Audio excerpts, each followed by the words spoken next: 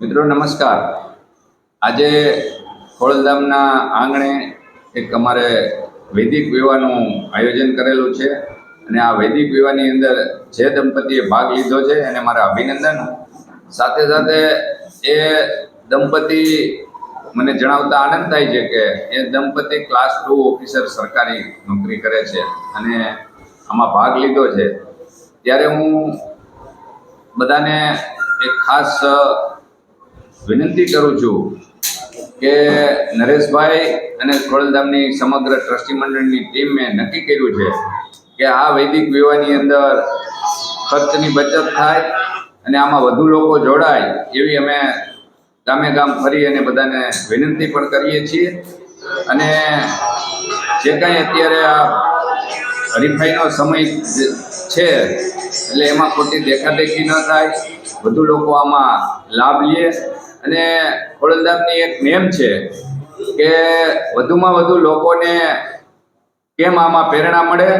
અને નાનામાં નાના લોકો સુધી પહોંચવાની અને વધારે કેમ અમે મદદ કરી શકીએ એવા ઉદ્દેશથી જ્યારે ખોડલધામની સ્થાપના થયેલી છે ત્યારથી આપ જાણો છો એમ અલગ અલગ હમણાં એક અમે નવી કેન્સર હોસ્પિટલ પણ કરવા જઈ રહ્યા છે અને યુપીએસસી જીપીએસના ક્લાસ પણ અમે વર્ષોથી છેલ્લા 10 વર્ષથી આ ચલાવીએ છીએ ને એની અંદર આજ સુધીમાં હજારો છોકરા ક્લાસ 1 અને ક્લાસ 2 અને ક્લાસ 3 ની અંદર સરકારની અંદર નોકરીએ પણ લાગી ગયા છે। ત્યારે ખોડલધામની એક જ નેમ છે કે લોકો પોતાનું આરોગ્ય કેવી રીતે જાળવે, લોકોને વધારે સાદાઈથી પોતાની લગ્નનો જે કંઈ પ્રસંગો છે એ ઉજવે અને ખોટી હરીફાઈ અને દેખાદેખી ન કરે એવી વિનંતી સાથે હું સૌને વિનંતી કરું છું। ખાસ કરીને બીજા સમાજના લોકોના દેખાદેખીમાં થાય છે કે પટેલ સમાજમાં આ કરે છે તો આપણે આમ કરીએ, તો આને શું સંદેશો આપશો? એક બીજી જ્ઞાતિના જે છે વ્યાજે પૈસા લઈને આ લોકો આવા લગ્ન પ્રસંગ ધામધૂમથી ઉજવે છે, એના માટે શું સંદેશ? મેં પહેલા પણ કીધું અને ફરીથી આપને કહું છું કે પાટીદાર સમાજ એની પ્રેરણા લઈ અને અન્ય સમાજ કામ કરતું હોય ત્યારે અમે પાટીદાર સમાજમાં જ હવે આ લોકોને પ્રેરણા આપીએ છીએ કે આપણે સાદાઈથી લગ્ન કરવા અને વૈદિક વિવાહનો આજ ખોડલધામનું જે આજનું આયોજન છે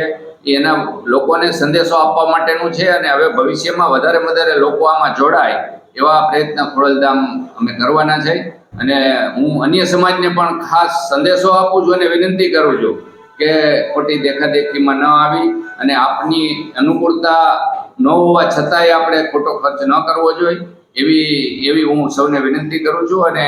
આમાં વૈદિક વિવાહમાં વધુ લોકો જોડાય એવું હું સંદેશો આપું છું। મારું નામ કિંજલ સાંગાણી છે અને હું ગાંધીનગર સચિવાલયમાં નાયબ મામલતદાર તરીકે ફરજ બજાવું છું।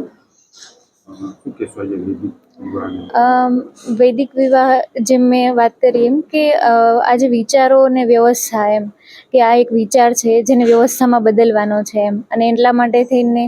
એમ જોઈએ તો આજનું જે યુવાધન છે એ બી અને એમના પરિવારવાળા જે એમને સપોર્ટ કરે આના માટે કે તમે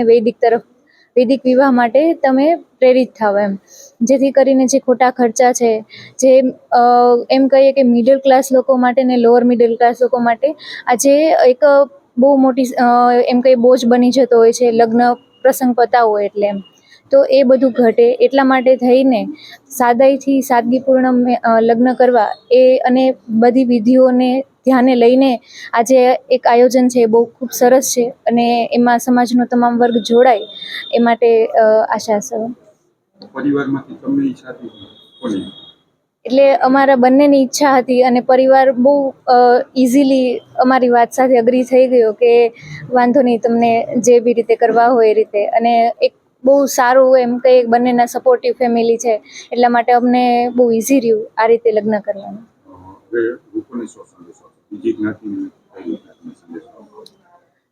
લોકોને જ સંદેશો કે આજે દેખાદેખીના જે લગ્ન છે એના બદલે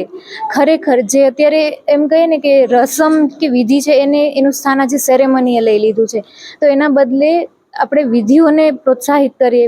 વિધિસર લગ્ન વૈદિક લગ્નને પ્રોત્સાહન આપીએ। એ માટે સમાજના તમામ વર્ગે આજે સેરેમનીના સ્થાને વિધિઓને અપનાવવી જોઈએ।